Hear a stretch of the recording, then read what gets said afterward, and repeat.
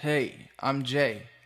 Most people have no idea who runs the world, and the ones who think they know are usually looking in the wrong direction because the truth isn't hiding in the shadows anymore. They don't whisper anymore. They don't need to. They're not behind curtains or secret handshakes or coded symbols. They're right in your face with it now, bragging, smirking, because the game isn't to keep you blind.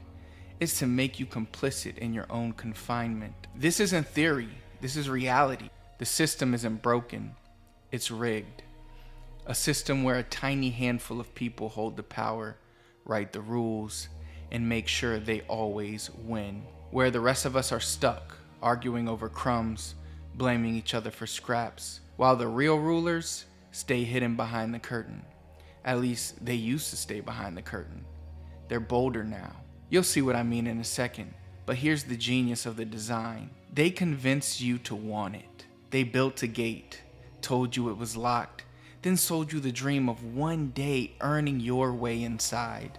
And you spend your life chasing their approval while they laugh from behind the velvet rope you helped fund. They call it opportunity. They call it grind culture. They call it aspiration. But it's just an auction for your soul. And they're the only ones holding a paddle. And it doesn't matter if you're left or right, black or white, religious or atheist. If you're not in the club, you're not in the club. All that other stuff is just noise, distractions, meant to keep us fighting each other, so we never notice who's actually holding the leash. This isn't theory. This is reality. Recently, there was an article published in Politico about how a place where the so-called executive branch, the real power brokers, can strategize behind closed doors. But this isn't the only place they gather. There's also other places like Davos, the World Economic Forum, where the heads of state, tech CEOs, hedge fund billionaires, central bankers, academics, and media elites meet up every year to discuss the future of our world. So they plan what's best for our world without any of us in attendance. Doesn't sound quite right, does it? I mean, we didn't vote any of these people in. Why should they get to be the sole determinants of the future of our world? There are also other groups, some public facing, some private, all hosting the same cast of characters, shaking hands, probably jerking each other off, cutting deals, and shaping the world we're stuck grinding inside of. Oh, and here's the best part. These are the same people who tried to sell you the idea that some other evil new world order is out there lurking, coming to take over the world. They love to point the finger at the so-called Illuminati, make it sound like there's some secret group you should fear, so you never look at the ones who are already in control. The funny thing is that the real Illuminati, the Pythagorean Illuminati, they stand for meritocracy, rational enlightenment, equal opportunity, the end of hereditary privilege. So you gotta ask yourself, who's actually the villain here? The ones clinging to a rigged system built on inheritance and backroom deals? Or the ones calling for a world where your success is based on talent, effort, and mind, not birthright? Those in control now, who I refer to as the system, they are the organization from the book The Last Bling King. In real life, definitely check out that book if you haven't read it yet. Again, this isn't fiction. It's not theory. It's right here, right now. And no matter who you are, no matter how hard you work, the system makes sure a cut of your effort, your money, your time still flows right back into their hands. Nowadays, you're either paying the gatekeepers or you're working for free on the plantation. Let's say you're a small business owner and you want to get your products in front of people. You've got two options. You can pay the gatekeepers to advertise on their websites and platforms, or you invest your time and energy creating content on their platforms where they turn around and make money by running ads on your work. And even if you're not a business owner, say you're just a regular user scrolling social media, well, then you should remember this line.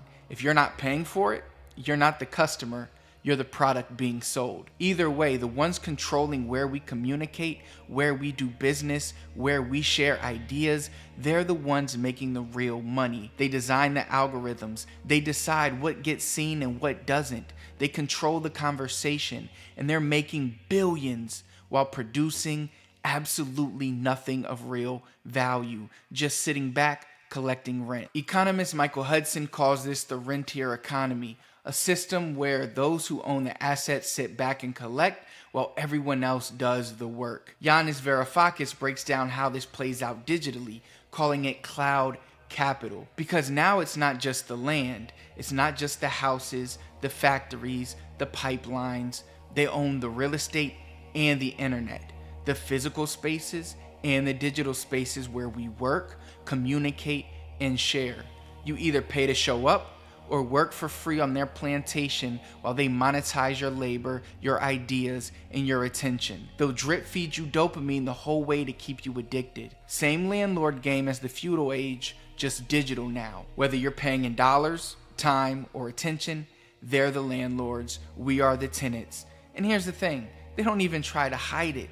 They're not ashamed of the rigged system. They're proud of it. Remember that Politico article I showed you earlier? You might have brushed it off as fake news, but nope, here it is, retweeted and flexed by none other than David Sacks. He said, "Congrats to my friends on launching the new private membership club, the Executive Branch." Who's David Sacks? He's a tech billionaire, one of Elon Musk's PayPal mafia boys, and the Trump administration's newly appointed crypto czar. No shame, no secrecy, not even a whisper behind closed doors. Just a smirk, a tweet, and a seat at the table you will never touch. Now, before you think I'm out here just hating on Mr. Sacks, here's what you should know. He's been deep in the crypto world for years, especially through early investments in Solana via Craft Ventures and Multicoin Capital. And reportedly, he walked away with $1 billion return. Oh, and a few years back, him and his homeboy Chamath were joking on a podcast about dumping Solana after a pump. That's their words, not mine. I'm just the messenger. Now, fast forward to today, Sacks is tapped as the federal government's AI and crypto czar by Donald Trump, while Trump's family has made billions in just the last 6 months off crypto projects launched on, Solana. Trump and Melania meme coins launched right before inauguration. The family retained 80% of the supply and raked in billions of dollars through token dumps and fees. Then came the cherry on top, a $1.5 million per head crypto and AI dinner fundraiser co-hosted by, guess who?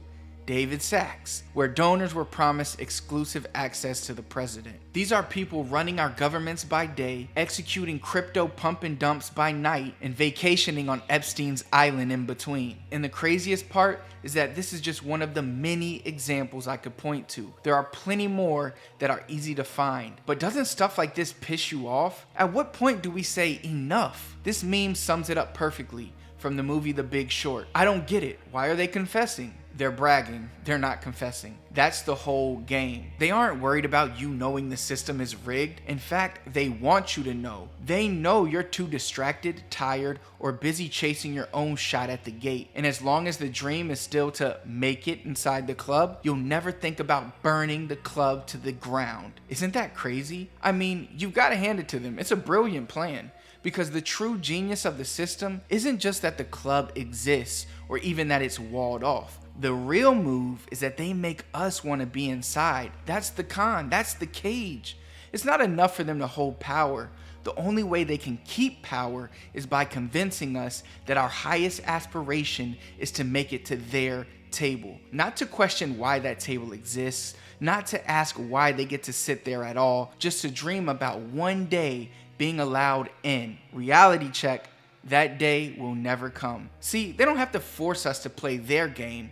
They make us want the game. I mean, just look at the comments under David Sacks' post. Faith said, "Wish I could afford it." Sherry said, "Not that I qualify to be a member, but I am paying for it." Annabella said, "Better food, smarter people, awesome party." These people are lost. This is how deep the trap goes. They're not angry that the game is rigged. They're angry they aren't one of the winners. That's manufactured aspiration. The system doesn't just exploit us financially. It hijacks our minds. It rewires our desires. It programs us to crave the very thing that keeps us enslaved. You can't win by playing their game. They already won. And they want you to play it endlessly, believing that one day, if you just grind hard enough, you'll join them. That's the trick. They don't need to suppress rebellion if they can manufacture your desire. The real trap isn't censorship, it's aspiration.